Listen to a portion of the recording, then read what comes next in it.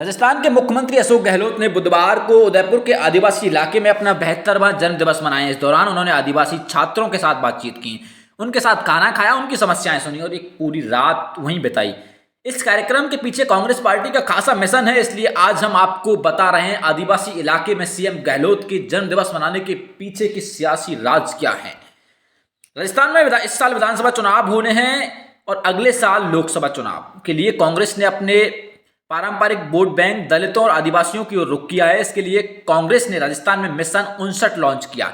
इसके तहत राजस्थान में कांग्रेस 59 दलित आदिवासी सीटों पर सबसे ज्यादा फोकस करना चाहती है। इस वोट बैंक में पकड़ बनाने के लिए कांग्रेस में सीएम गहलोत से बड़ा चेहरा भला कौन हो सकता है। पिछले चुनावों में ऐसा रहा कांग्रेस का हाल। राजस्थान में 34 सीटें एससी, 25 सीटें आदिवासी की हैं।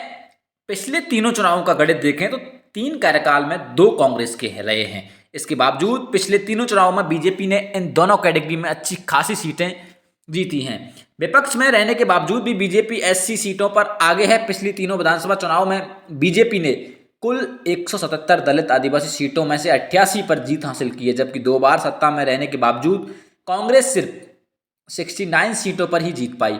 बाकी सीटों पर बीपीटी, निर्दलीय सहित अन्य पार्टियों ने जीत हासिल की थी। इन ऐसी सीटों पर बीजेपी आगे है, वहीं कांग्रेस एसटी सीटों पर थोड़ी बढ़त ले रही है।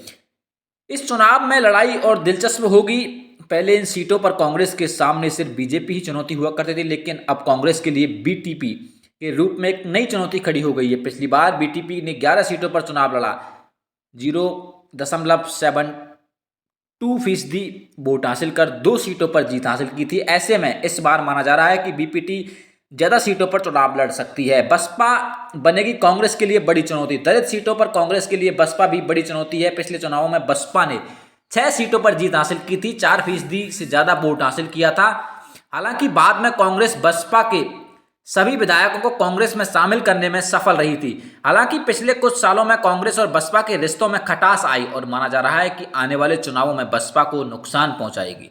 अहम सवाल यह है कि क्या मिशन 59 कांग्रेस को अपने पारंपरिक वोट बैंक का भरोसा जीतने और सरकार रिपीट करने में मदद करेगा या नहीं, या बीजेपी यहां भी नैरेटिव बदलने में कामयाब हो जाएगी। ये दोनों सवाल ऐसे हैं जिसका जवाब केवल समय ही देगा। न्यूज़ राजस्थान आपको सच दिखाता है। न्यूज़ राजस्थान से जुड़ने के लिए आप हमारे फेसबुक, यूट्यूब, इंस्टा पेज पर हमें फॉलो कर सकते हैं।